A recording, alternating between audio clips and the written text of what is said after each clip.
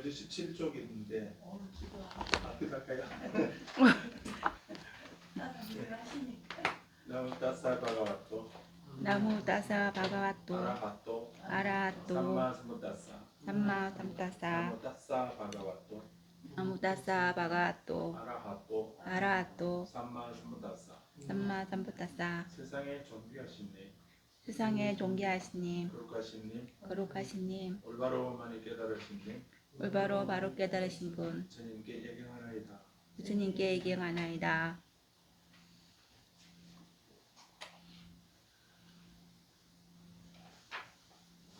그래서 우리가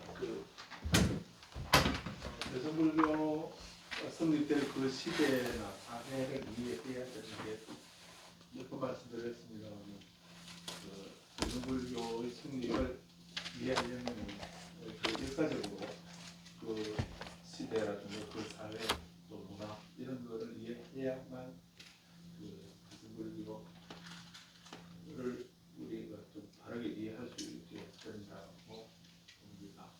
불교 자체도 마찬가지고요. 불교도 주님이 출현하신 당시에 인도 그 사회 또 종교 사상 이런 걸 이해해야 주님이 불교의 가장 기본적인 무상보 무아에 대한 이런 말씀들을 또 우리가 이해를 할 수가 있습니다. 그리고 또 요즘 뭐 여러 방면에 강의 듣고 계시겠지만 부처님 당시에 바라문교는 원래 제사만능주의 이런 그런 종교를 시작을 했지만 부처님 출현하실 그 무렵 사무사상이 사무들을 등장하고 갈 그 무렵이 되면은 우파니샤드 철학 시대로 되거든요.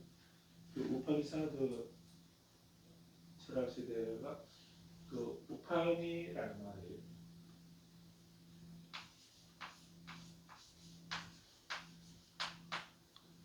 우파니 샤프라고 하거든요.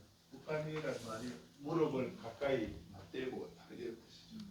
무릎을 가까이 맞대고 샤드 앉는다 이런 그런 그래서 스승과 제자가 서로 무릎을 맞대고 앉았다는 이런 의미입니다. 예, 그래서 그렇게 무릎을 맞대고 앉았던 것은 이제 자기들이 하는 그 교리나 가르침의 그 말씀의 진리를 공표하면 안 되는, 공표하고 엄밀하게 이제 자기 스승과 제자에게만 서로 이신정심은 아니죠. 이신정심은 아니지만 그 많은 제자 중에 딱 그 법을 이어갈 그 제자 한 사람을 딱 데리고 그 숲속에 들어가서 그 숲속에 들어갔다는 것도 그 사람을 대중을 떠나서 숲속에 사람이 없는 그런 산속에 들어가서 그리고 그럼에도 만약에 평리가 되는 데다가 그 속에서도 스승과 제자가 서로 무릎을 맞대고 앉을 정도로 가까이 앉아서 속말로 이렇게 아침 일은 이런 것이다 이렇게 전해줬다 이런 얘기입니다. 그래서 우파니샤드 철학서를 오이스라고 심화하다는 이런 것으로 오이스라고 하고 숲속에서 진리를 가르쳤다 이런 의미는 삼민서라는 이런 삼민오이 이런 의미. 그래서 이때에 이분들이 원래 바르문 종교가 그 우주의 생성과 소멸을 말을 하면서 어떻게 태어났는가, 또 어떻게 사라지는가, 또 죽고 난 뒤에 어떻게 되는가 이런 문제에 대해서 천착을 하게 되고 그 전에는 이 바르문들이 신에게 제사 지내는 걸로 길흉화복을 해결하려고 하는 이런 생각이 기본적이었는데 그래서 바르문 쪽 베다 종교, 바르문 종교는 샤머니즘 쪽이었다고 이해할 수 있죠. 그런데 우파니샤드 철학 시대가 되면서 이제 그래서 이분들이 원래 그 바라문의 그 제사 지내는 그 제사 지내는 이런 곳에서 그 바라문들은 선정을 수정주의라고 이렇게 해서 그 그 제사를 지내다가 이제 선정을 닦아서 해탈을 얻는다, 천사에 태어난다 하는. 그래서 그 삼계를 나누고 할 때 욕계, 셋계 이렇게 할 때 그 셋계나 무색계는 그 선정의 단계로 이렇게 설명을 하지 않습니까? 그 천사는 선정의 단계로 나눈다고 하거든요. 네, 그래서 그런 것들을 또 이제 이 우파니샤드 철학이 등장하면서 생겼다라고 이야기하고 있습니다. 그래서 바람을 쫓다가 제사도 지내고 또 선정을 갖는 그 수정주의라고 해서 선정을 갖는 이런 종교로 그런 쪽으로도 발달하게 됩니다. 그러면서 여기서 이제 그 처음에 범천하고 범천이 그 우주 만물을 창조를 했는데 그 범천이 우주 만물을 그래서 우주의 근원자로서는 브라만이고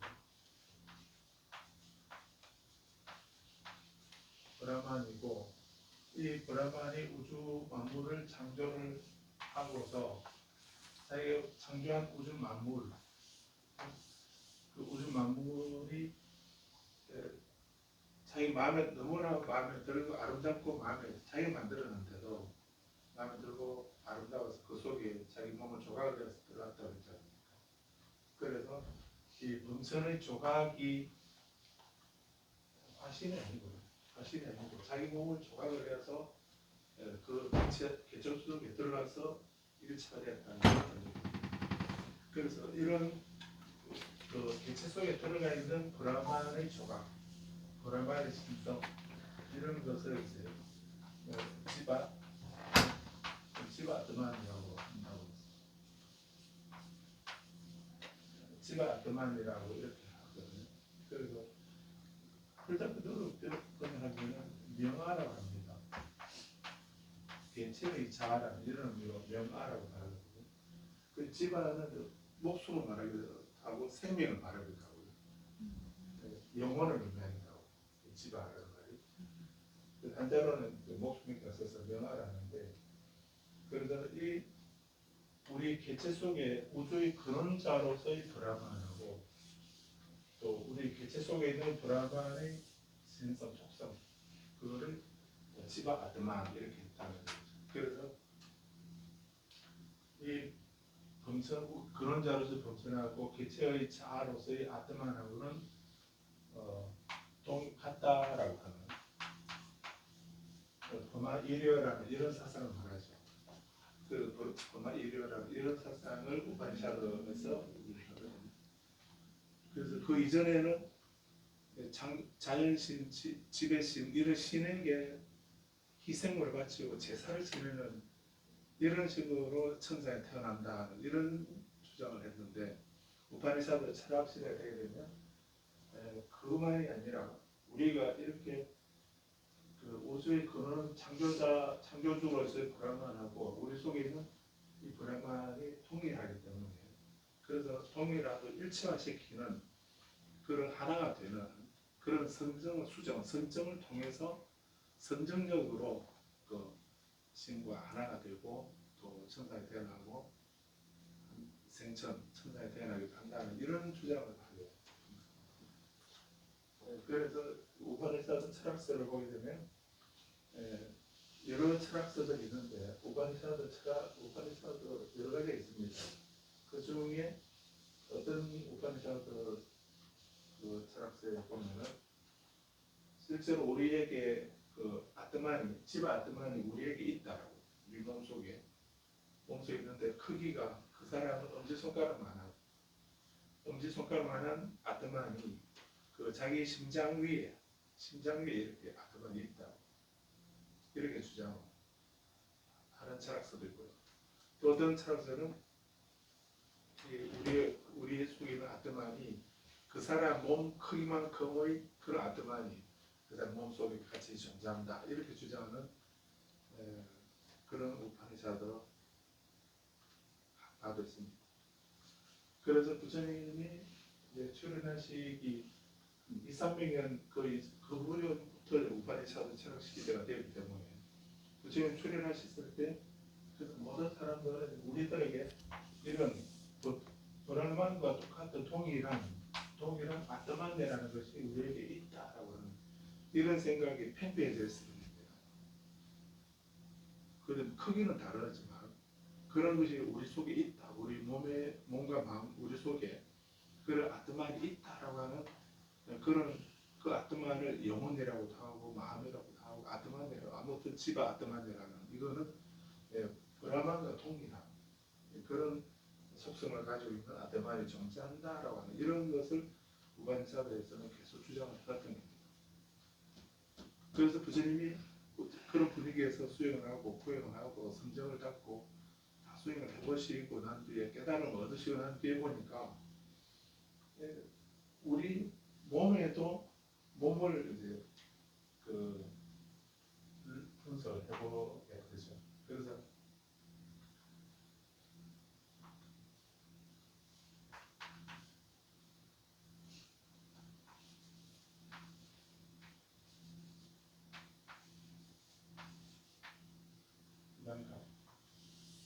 비방가라고 하는 비방가를 이제 그 분별이라고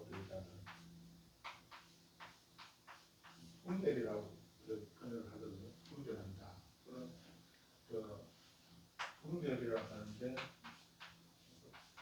또 분석 해석하는 거 분석이라는 말로도 할 수 그런 것도 있고 또 해체한다는 이런 의미도 있습니다.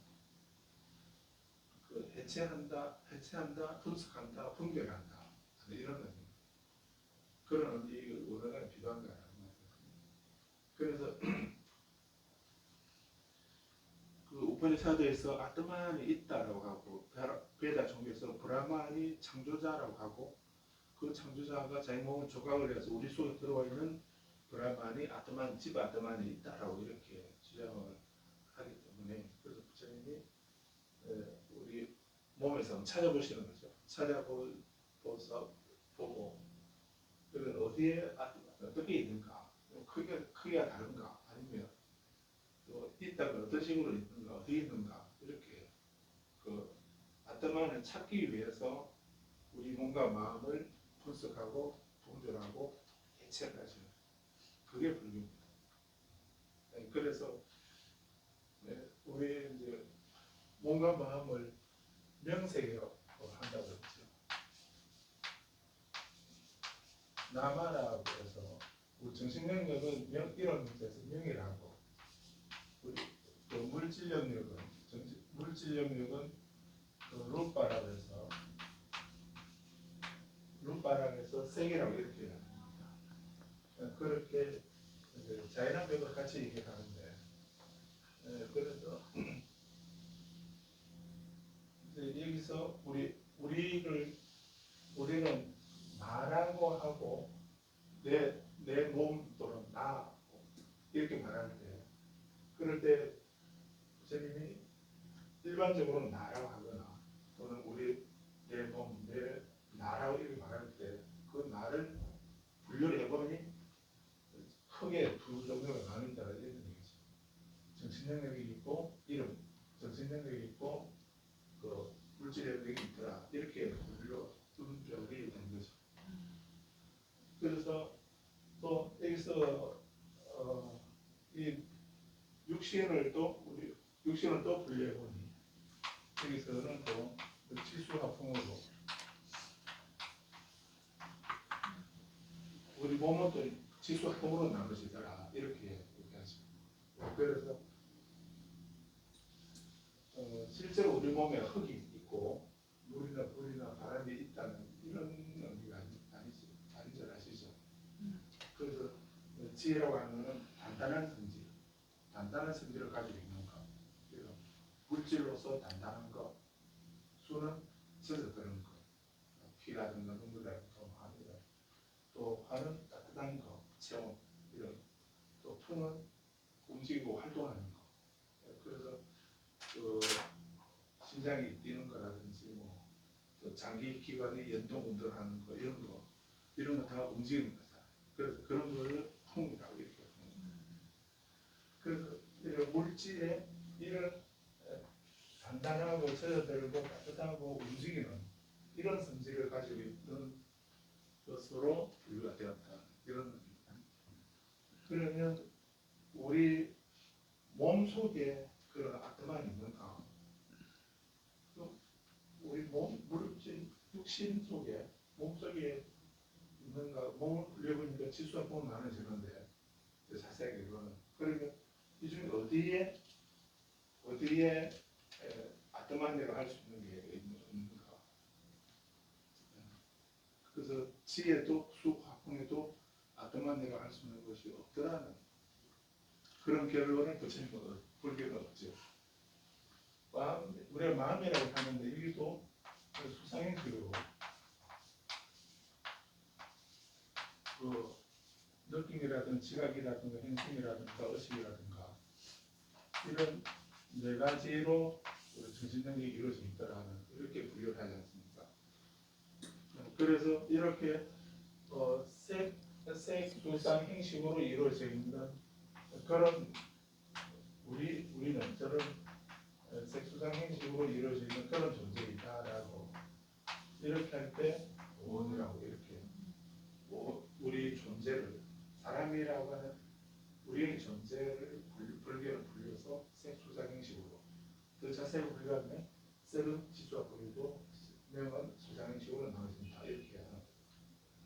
그래서 부처님이 불교에서 원이라고 이렇게 말을 하시는 것은 이 원 속에 어디에 아트만 있는가? 정신 영역에도 물질 영역에도 어디에도 그렇게 브라만과 똑같은 성질을 가지고 있는 지바 아트만으로서의 그런 존재는 없더라라고 하는 그런 결론을 불교는 얻지 않습니다. 그래서 반야신경 조견원 개공 이렇게 하잖아요. 그래서 조견원 원을 다 비춰보니까 모두 다 온 전체가 다 실체가 없더라. 공이라고 하는 것도 이제 원래는 슈냐라고 하는 이런 말인데 슈냐 공석 그러면 슈냐타라는 거예요. 슈냐라고 하는데 이 슈냐라는 말이 그 한문으로 번역하면 진공묘유 이런 걸 들어보셨나요? 진공묘유라고 하고 이 진공묘유라고 하는 이 말을 우리는 법정스님은 입장에 송강사 법정스님은 텅빈 충만 이렇게 번역을 하셨거든요. 진공묘유라는 말을. 그래서 텅 비어 있다. 텅 비어 있는데 또 가득 차 있다. 텅빈 충만으로 이렇게 번역을 하셨는데 말을 좀 신비로워 보이죠. 텅빈 충만 좀 있어 보이기도 하고 그런데 저게 어떤 상황이죠? 우리는 이 상대적인 그런 개념 아닙니까? 텅 비었다는 말은 없다는 말이고 충만하다는 말은 있단 말이고 그 있는 거하고 없는 거하고 동시에 존재하는 거예요. 그 우리는 있으면 있고 없으면 없고 이렇게 상대적으로 생각하는데 그 슈냐라고 하는 이 말은 그렇게 나누지 않고 텅 빈 거다가 무와 유가 동시에 존재하는 겁니다. 그런 것을 공이가 슈냐라고 하거든요. 그런데 우리가 공이를 하게 되면 이 부분을 생각하지 않지 않습니까? 우리가 공이라고 하면 허공이라고 이렇게 하게 되면 중국에서는 이 공은 거의 절대 무와 같은 이런 개념으로 생각합니다. 없다, 허공 이렇게 하게 됩니다. 얼마나 많으냐? 우리 어릴 때 얼마나 많으냐 이러면 하늘만큼 땅만큼 이렇게 그렇게 말하잖아요.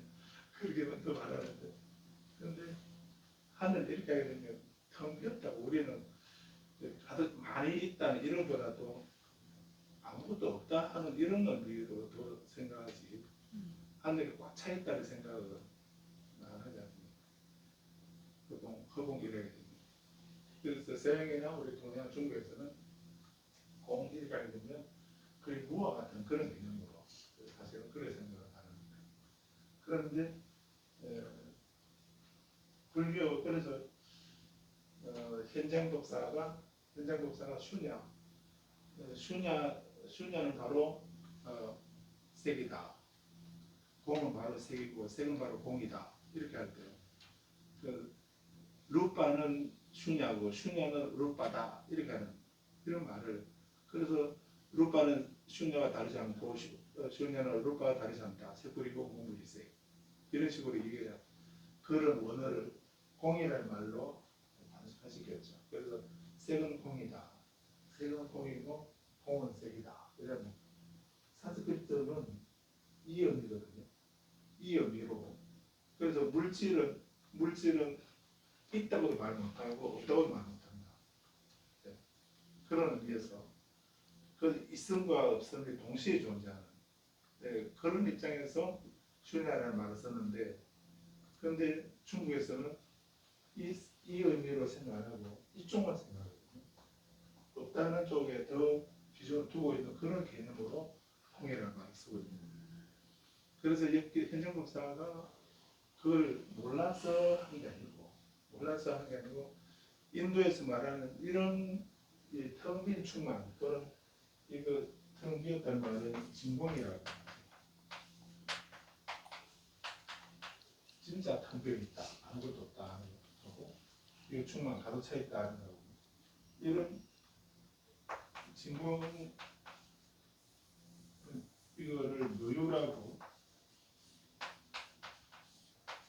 진공 묘유라고 번역을 하는데 그래서 이 두 가지 개념을 동시에 존재하는 이런 입장에서 인도는 물질을 그렇게 봤고 모든 존재를 그렇게 유와 무를 동시에 바라보는 그런 입장에서 슈냐라는 이런 말을 썼는데 근데 중국에서는 그런 개념이 없었던 겁니다. 우리는 있으면 있고 없으면 없고 되면 되고 안 되면 안 되고 이렇게 딱 구분 되지 않습니까? 그런데 중국 쪽에 다른 인도 이외의 다른 곳에서는 그런 개념이 없었던 거예요. 그래서 현장 목사가 역경 삼장 목사들이 그 진공묘에 가까운 말을 꼭 똑같은 의미는 아닌데 거의 비슷한 그런 의미를 찾아서 빌려와서 공이라는 말로 사용하는 거예요. 그런 불교를 뭐라고 하잖아요. 격이 불교라고 하죠. 격의 불교. 중국 초기에 그런 적당한 용어가 없기 때문에 그 비슷한 용어를 필요와서 우리 말로 표현을 하는 번역을 하는 이런 단계를 격이 불교라고 합니다. 그런 단계를 거쳤다가 나중에 좀 더 이제 익숙해지게 되면 새로운 어떤 개념으로 정착이 되고 하게 되죠. 그래서 불교가 어려운 게 그 교리나 이런 것이 심오해서 어려운 거 이런 것보다도 그 용어가 일상화돼 우리가 일상생활에 쓰는 용어가 아니기 때문에 그때문에 어렵습니다. 조그만하게 저희 경전에 그런 말씀을 증능구로 하시는 말씀이 부처님 말씀은 부처님 설법은 불교는 부처님 가르침은 그 눈이 있는 자는 빛을 볼 것이다 하고 등불을 보여주는 것처럼 명확한 그런 가르침이다 이런 말입니다. 또 지혜로운 사람이 지혜가 있는 사람이면 조금이라도 지가 생각하는 힘이 있는 사람이라면 조금만 생각하면 다 이해할 수 있는 그런 가르침이다. 이런 말. 또 처음도 중간도 처음도 좋고 중간도 좋고 마지막도 좋은 가르침이다. 또 시기를 때를 거스르지 않는다. 바로 그 깨달음을 얻으면 그 효과가 바로 드러난다. 즉시 나타난다. 그래서 열반을 성취하기 위해서 다음 생을 기다리는 것이 아니다. 지금 바로 이 자리에서 번뇌가 끊어지게 되면 바로 그 번뇌가 없는 코가 없는 지붕의 상태를 성취하게 된다.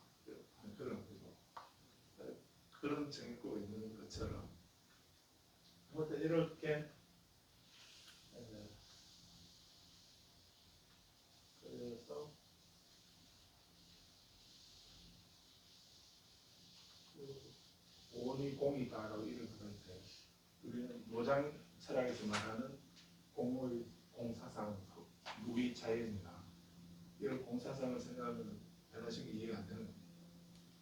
네, 그런 진공의 평균주마 이런 그런 잘 아시는 금강경 많이 독서하시죠.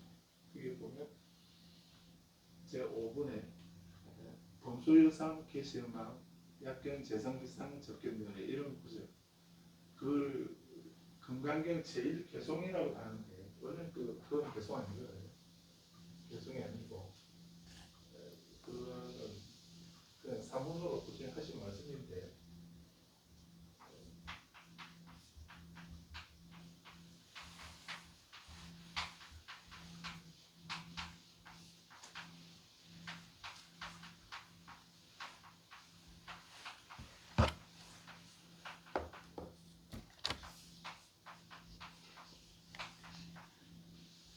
약견 재성비상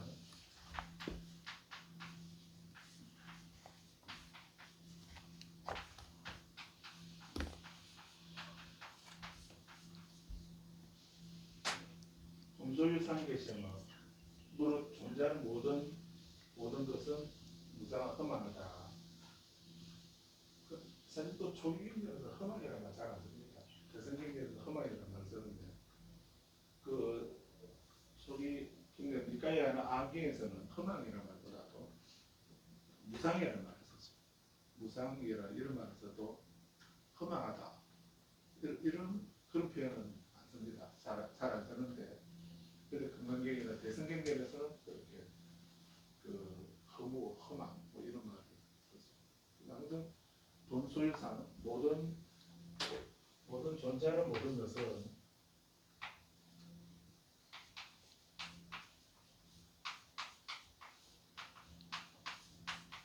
존재하는 모든 것은 있는 바에 무릇 있는 바에 상은 모든 현상은 모든 상은 계시에만 모두 다 험하다.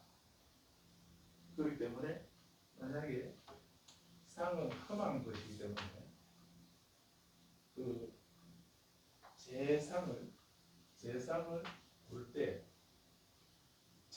모든 상을 보게 되면 그 상을 어떻게 봐야 되는가? 상을 비상으로 봐라. 그러면은 바로 즉시에 열애를 볼 수 있다 이 말이잖아요. 그 약견 재상 비상은 어떻게 이해하십니까?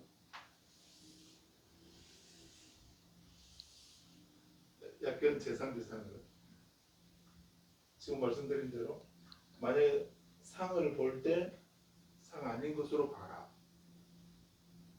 이 말이 맞습니까? 네? 예, 그런 의미는 그런 여러 가지 있겠는데 이 글자 글자를 글자 그대로 해석하면 두 가지 방법을 볼 수 있죠. 모든 상을 볼 때 상은 상 아니다라고 비상으로 봐라. 이 상이 이 분필이라는 상을 볼 때 이거는 상이 아니다라고 분필을 볼 때 분필은 상이 아니다라고 보면 열애를 볼 수 있다. 그런 해석하고요. 또 하나는 만약에 모든 것을 상과 비상, 상인 것하고 상 아닌 것하고를 동시에 봐. 상과 상 아닌 것을 동시에 보면 우리는 상만 보거나 비상만 보거나 이렇게 하지 않습니까? 상이 있다고 하거나 이건 아니다라고 부정하거나 이러는데 그렇게 보는 방법하고 이거를 동시에 보는 거예요. 이 상은 지금은 형상은 보이지만은 이것이 어떤 원인에 의해서 임시로 가유고 가로 잠시 이런 형태를 띄고 우리는 이걸 보일 뿐이지 이것의 본질은 사실은 없는 거다. 이런 의미에서 상과 비상을 동시에 봐라. 상과 비상을 동시에 보면 예를 본다. 이런 해석도 할 수 있죠. 전자가 맞나? 기술은 달라도 의미는 같지 않습니다. 근데 자식하고 얘기하면 상을 상 아닌 것으로 보게 되면 이게 아니 없다고 하는 또는 상이 아니다라고 하는 이런 것에 따라서 비중을 두게 되면 이건 현실을 부정하거나 인정하지 않거나 부정하거나 그런 문제도 일어날 수 있습니다. 깊이 안 들어가면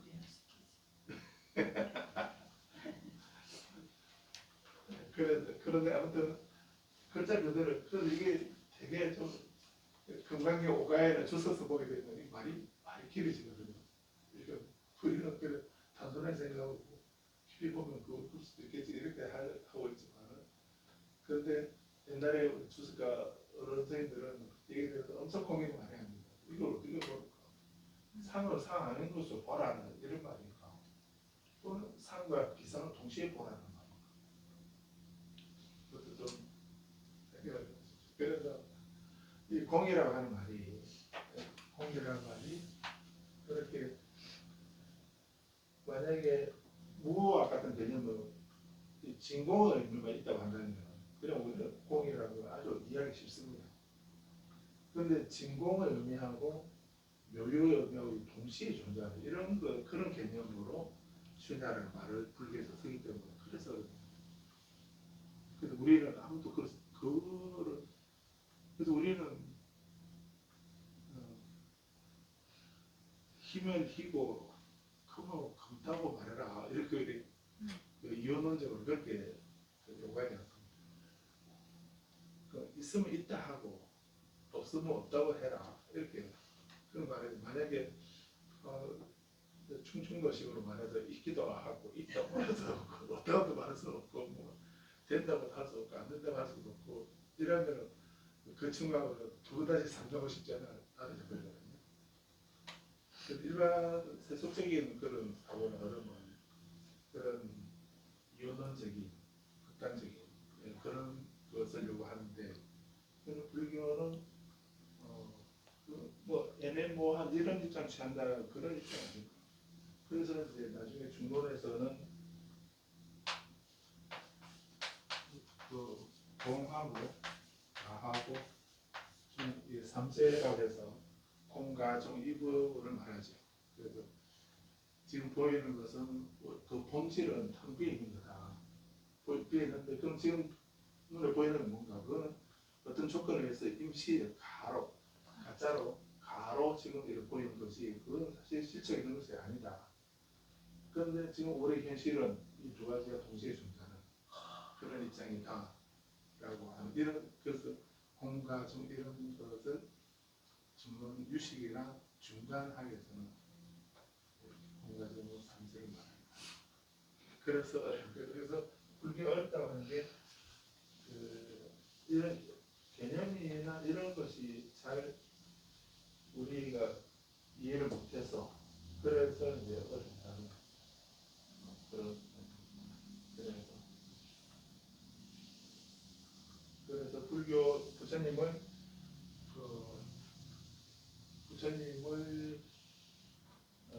뭔가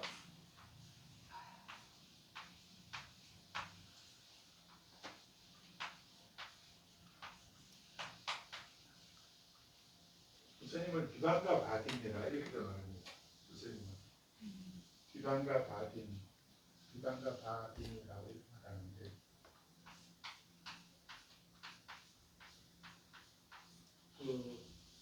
번역하면 되게 이상한 말이 됩니다. 비방과 바딘을 번역하면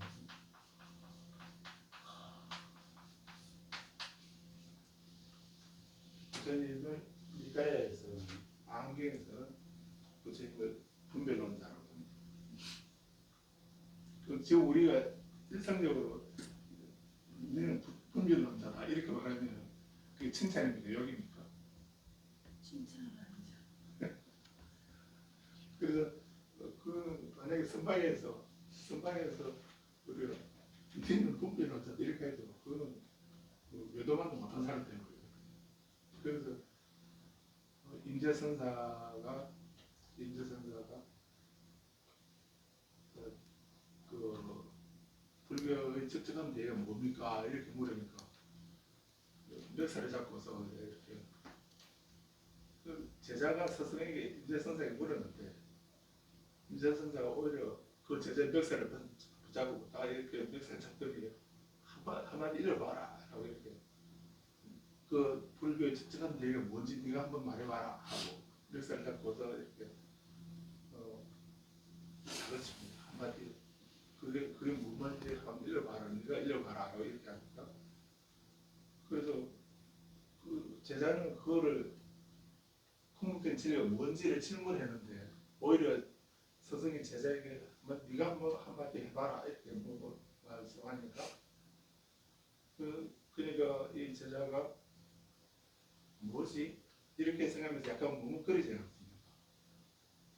그래서 이제 머리 굴리는 소리가 들릴 정도로 이렇게 잠깐 머뭇거리게 되니까 바로 한마디 읽으라는 바로 뭐다라고 이런 말을 해야 되는데 그래 안 하고 조금 궁리하고 생각하고 머뭇거리니까 그 자꾸 멱살 잡고 있다가 그냥 확 잊어버리는 겁니다. 그래서 아직 멀었다라고 아직 안 됐다라고 밀어 그런 장면들이 서도록에는 그런 얘기가 많이 나오죠. 그렇게 하는 게 그게 난폭해서 그런 게 아니고요. 이제 그 스승들이 그렇게 과격하게 일을 하신 것은 궁리하고 분별하고 분석하고 따지고 이런 그러면 안 된다는 그런 거를 이제 행동으로 보여주십니다. 그래서 선방에서는 분별한다 이렇게 하게 되면 그거는 외도와 같은 그래서 우리가 분별이라는 말을 선어록에서 분별이라는 말을 쓰면 뒤에 따르는 말이 무슨 말이 있습니다. 분별 망상이라 이런 말. 그 분별하는 것은 망상으로 지혜가 아니고 망상으로 해요. 그래서 선어록에서는 그렇게 되지만은 그런데 그 조의경전에서 부처님 입장에서는 분별하는 거는 이건 지혜입니다. 그래서 그것을 그냥 누가 그래서 비유를 따라서 그렇게 말씀을 합니다. 이것이 진리다라고 이게 금이다라고 이렇게 말하면 이게 금이다라고 이렇게 말하면 우리는 전통적으로 이렇게 생긴 것을 금이라고 해왔으니까 금이겠지 금이다 이렇게 믿거나 또는 어떤 전문가가 이건 금이라고 말하니까 금이다라고 생각하거나 또 우리는 습관적으로 뭐 그렇게 해왔다든지 이런 걸로 해서 뭐 그것을 이게 뭐다라고 하면 그걸 그대로 믿고 받아들여 버리는 이런 것이 있다. 그럼 우리의 수행은 깨달으면 그렇게 해서 이루어지는 건 아니라 그런 식으로 전통이나 스승의 권위나 관습이나 이런 걸로 해서 주장한다고 해서 그거를 진리와 비진리를 그렇게 우리 이해하면 안 된다. 그래서 이게 만약 금이다라고 하게 되면 그걸 내가 받아서 그 손으로 들어보기도 하고 손으로 긁어보기도 하고 문질러보기도 하고 내가 할 수 있는 여러 방법을 다 동원해서 그걸 분석해보고 분별해보고 해서 역시 금이라 하더니 내가 이렇게 알아보니까 실제로 금이구나. 또 아니면 좀 금이라고 말하는데 보니까 이게 순도가 낮다든지 아니면 또 다른 것들이 섞였다든지 아니면 이런 식으로 해서 금이 아닐 수도 있으니까 그래서 그렇게 본인이 분석하고 분별하고 해체하고 이렇게 해서 그것이 확인될 때 그게 진리이다 비진리다라고 이렇게 우리는 알아요. 그런 입장에서 분별을 말씀하시거든요. 그래서 부처님은 그 바람은 교회에서 그렇게 말한다 해서 진리가 이것만의 진리고 다른 것은 거짓이다 이렇게 말을 하는데요. 근데 부처님은 그거를 그 성전에 그렇게 해왔다 하더라도 그 경전에 니까야 경전에 그 중니까에 그런 내용이 있습니다. 그래서 본인이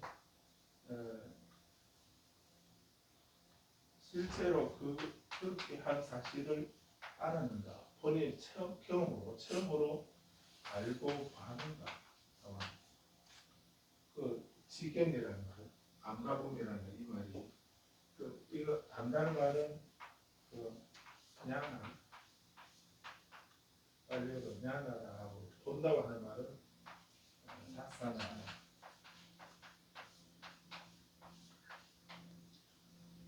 냐나 다사나 이렇게 말합니다. 암가봄이라 아는 것은 지혜이고 보는 것은 체험입니다. 본인이 체득하고 체험하는 거, 그 아는 거나 보는 거하고 동시에 같이 갖춰져 있는 거, 그런 상태를 우리는 그를 보리, 깨달음 이렇게 말한다고 할 수도 있습니다. 그래서 우리는 단지 알기만 해서도 안 되고요. 알기만 하는 것이 아니고 실제로 본인이 그 아는 그대로 실행하고 체험을 해서 자기화되는 이런 단계를 우리는 보리, 깨달음이다 이렇게 말한다고. 그래서 본인이 실제로 알고 봐서 그런 지견이 생겨서 깨달음을 이루고 완성하는 거하고, 그냥 경전에 그래 있으니까 뭐 진리이겠지, 또는 우리 전통적으로 이런 것은 진리라고 했으니까 그 진리이겠지 하든지, 또 어떤 뭐 큰 스님이나 어떤 권위자 전문가가 이것은 진리라고 했으니까 진리이겠지 이런 식으로 받아들여서는 안 된다 이런 그런 거. 그래서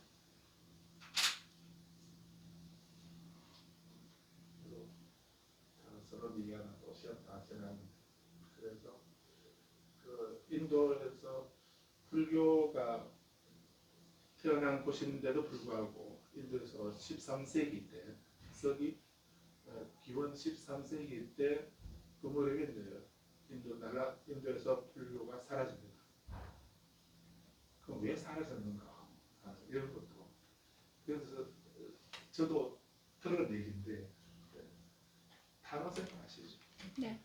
탄원생님이 하시는 말씀을 제가 들은 얘기인데, 그래서 탄원생님이 부문하시면서 그 얘기를 하시더라고요. 이제 이슬람 분들이 들어와서 인도 쳐들어와가지고 날란다 대학을 불을 태우는데, 날란다 대학 그 도서관이 날란다 대학 도서관이 불탔는데, 날란다 대학 지금도 엄청 커서 지금 그 유적지 하게 되면 전체가 서서 한눈에 다 도는 거예요. 그래서 그 날란다 대학 전체 캠퍼스를 보여주는 비행기 타고 이제 항공 사진을 찍어야 진짜 윤곽이 잡힌다. 그 정도로 그렇게 큰 사원이었으니까 그게 또 세계적인 불교 대학이었죠. 항공의 중심, 수행과 항공의 중심지였고 이렇게 하면 그 도서관이 얼마나 컸을까 하는 걸 정말 생각했는데, 그런데 그 도서관이 불탔는데 3개월 동안 불탔다. 그 3개월 동안 불탔는데 얼마나 많은 자료가 있었기에 3개월 동안 불탔어. 좀 과장됐다 하더라도 그렇게 3개월 아니고 그 한 달 동안 탔다. 한 달 동안 탔다 해도 얼마나 많은 자료, 한 달이 아니라 일주일을 하더라도 저는 그 생각 동안 북통 터지는 것 중에 하나가요. 좀 개인적으로 터지는 일제 강점기 때, 일제 때 일본 사람들이 그 조선 총독부에서 우리 역사를 말살시키려고 우리 김정호 선생이 대동여시도 만들었다고 하죠. 그래서 우리 역사의 관계에 뭐 고조선이나 그 이전부터 해서 신라, 고려, 조선 그래서 이 우리 한반도 우리 역사에 관계된 책들은 다 수고해서 태웁니다. 몇 차례나 이렇게 샅샅이 다 뒤져가지고 그래서 혹시 나중에 뭐 그렇게 수고하는 기원 저하고 그 이후에 발견되면 뭐 크게 처벌을 내고 이래 하니까 다 꺼내가서 같이 그걸 다 쏘고 모아서 우리 역사에 관계된 그런 자료들이 20만 권을 태웠다. 20만 권을. 그래도 그 생각하면 출가되면서도 그건 우리 역사에 관계된 그런 것들이 그때 다 없어요. 요즘 남아있지 않니? 그래서 우리 뭐 없잖아요. 아니 그걸 봐가지고 키워가고 있는 명사나 두뇌를 가진 사람이 왜 다시 또 만들어줄 수 있지 않을까? 그나마도 그렇게 해서 조금 남아있기도 하고요. 그때 뭐 그렇고 고성이 갔었는데 그런 자료가 얼마나 여기까지 그리고 환단곡이라든가 우리 고대사의 관계를 이런 정말 귀한 자료들 그런 걸 다 2,000권이라 해도 많은데 2만 권이라 해도 많은데 20만 권이나 돼요. 그런 역사서를 어쩔 수가 없다. 그래서 우리 진짜 생각 많이 해야 돼요. 그냥 그 환율 났다고 해서 그냥 정신없이 돌아다니고 이래서는 아직 못 얘기하지. 그래서 인도에도 그렇게 나간다고 3개월이 아니라 한 달이 가더라고. 한 달이 아니라 일주일이 가더라고. 그 정도 오랜 시간 탈 정도만큼의 그런 자료들이 그 정신문화의 표주산들을 다 불태워 있으나 그래서 불교 사람이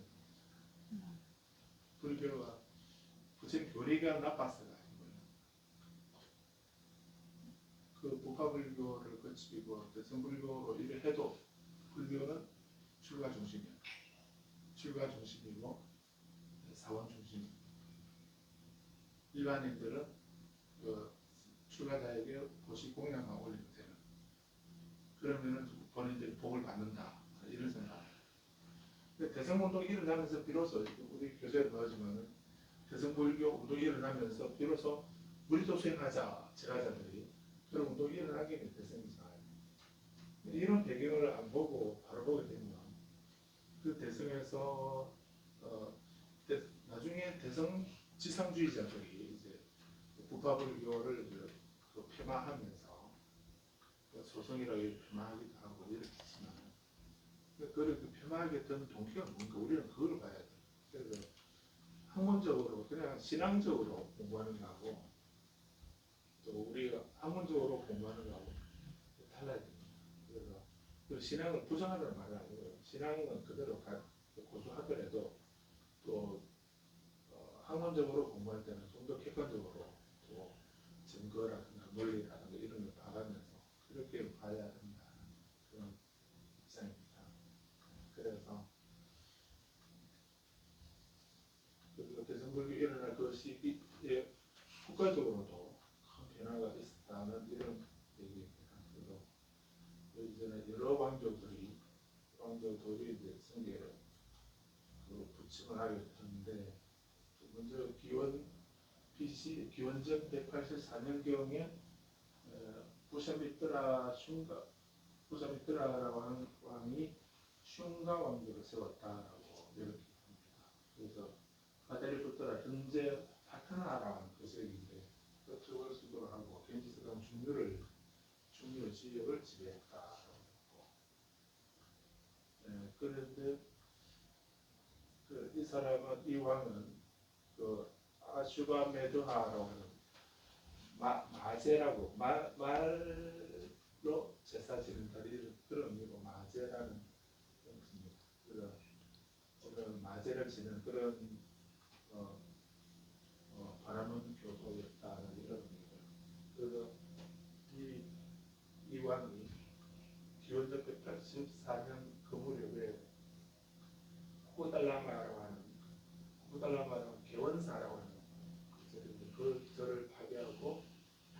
성문을 파괴했다. 그래서 이 슝가 왕조가 그 전에는 그 빙기사르 왕이라든가 파세나데 왕이라든가 이런 왕들은 다 호국의 왕들이었기 때문에 아쇼카 왕이라든가 이런 분들은 불교를 크게 지원하고 확산시키고 융성하게 한 그런 호국의 왕들이 있었는가 하면 이런 슝가 왕조 때는 이제 이렇게 그 절을 파괴하고 불타가 성문을 파괴하고 했다 이런 거. 중국에서도 이제 그 법난이 있어서 그 회창의 법난이라고 얘기합니다. 그때 회창의 법난들이 그 스님들을 한 중국에서 20만 명 정도를 죽였다 이런 기록이 있습니다. 그렇게 항상 뭐 그런 법난이 있었고 티베트도 마찬가지고 티베트도 그 송첸간보, 디송태젠 하는 이런 왕들이 있을 때는 티베트 불교는 나중에 혹시 이제 관심 있으시면 티베트 불교에 한번 저를 정리해보시면 논문 쓰실 때 어느 쪽으로 어떤 논문 쓰실지 모르겠는데 티베트 불교는 논문 쓸 자료가 너무 많습니다. 분야가 많고 그런데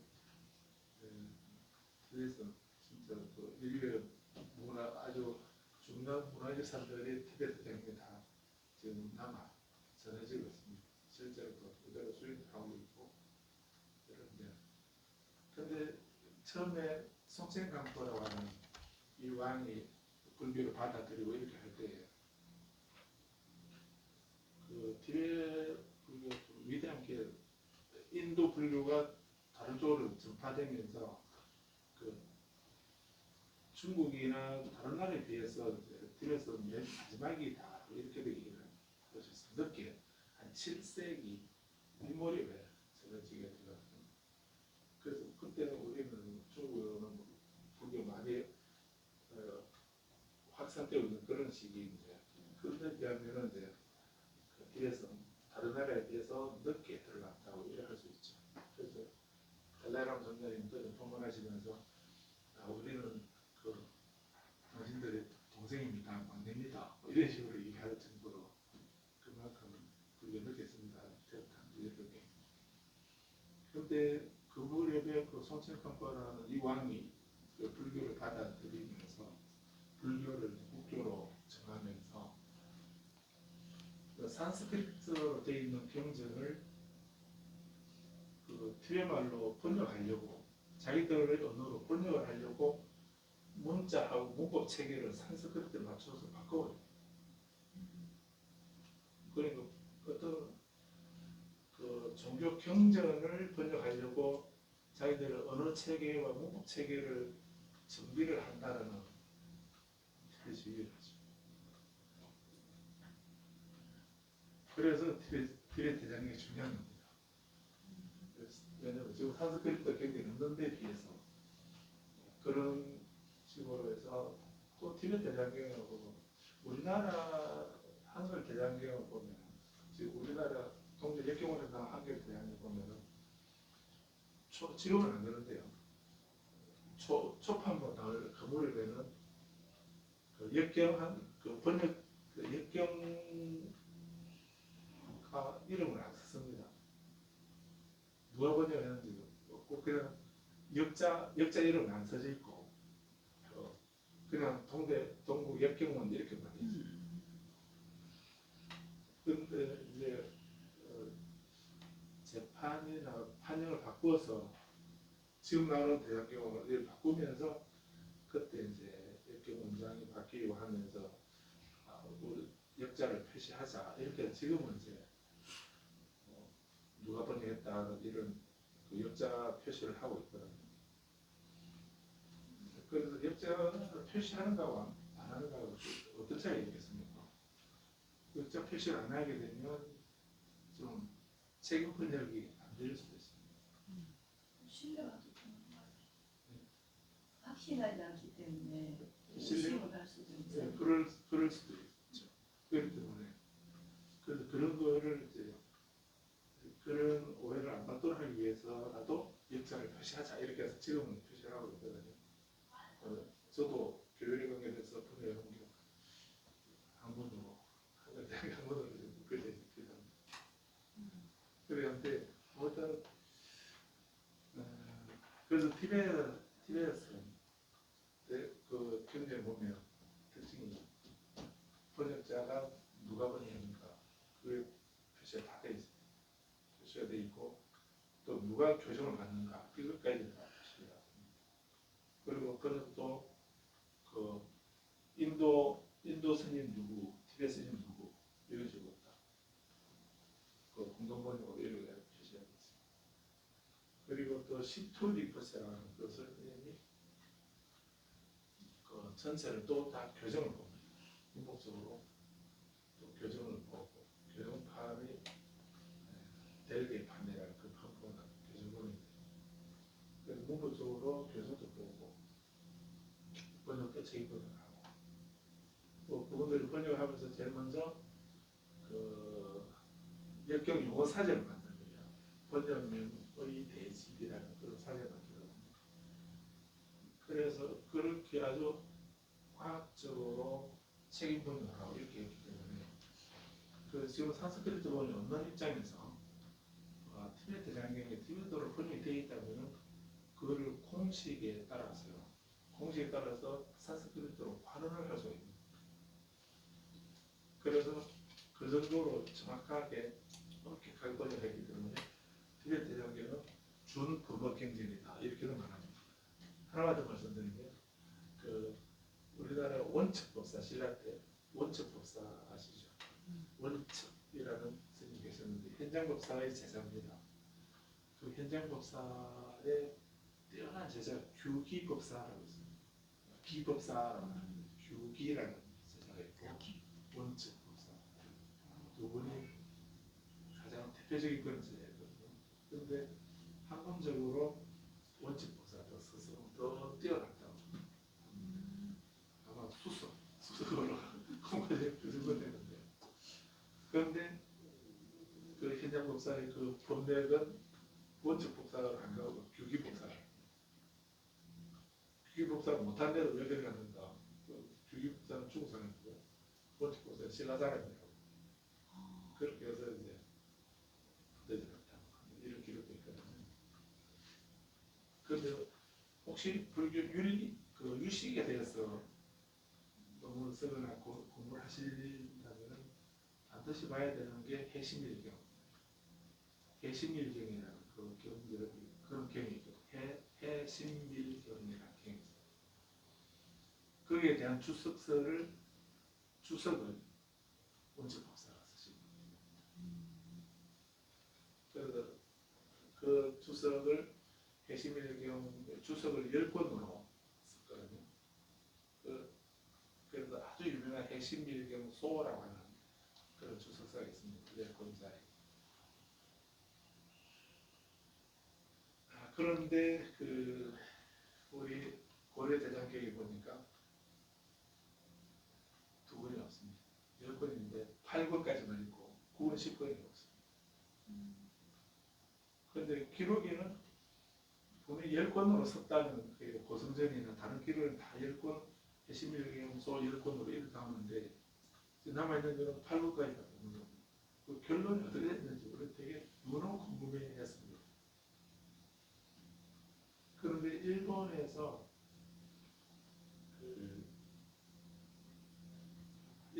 사본 대라모토 사본 완아라는 그런 교수가 있었는데 그 사람이 이제 청일 전쟁할 때 그때 정권에서 중국에 북경에 갔는데 북경에 오화 공전이라고 하는 거기 그 티베트 사원이 있었는데 그 절에 거기 가보니까 도서관에 티베트 대장경이 있는 거예요. 그걸 북경판이라. 그래서 그 티베트 대장경에 있어서 이 사람 전쟁하다가 종군한 사람이 군인으로 간 사람이 그 궁전에 있는 그 티베트 대장경을 몽땅 박스 들어가지고 일본을 뭐까지 가버린. 일본에 가져가서 대곡대 오다니 대학이라는 그 대학에 다 가져가 버렸어요. 그리고 이제 전쟁 끝나고 그 사본 와나라는 이 교수가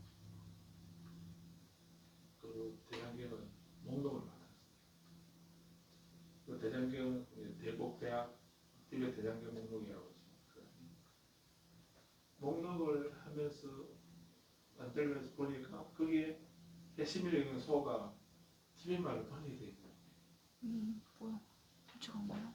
네. 그래서 근데 그 티벳말로 번역되는데 예쁜 다 번역 완전히 돼 있는 거예요.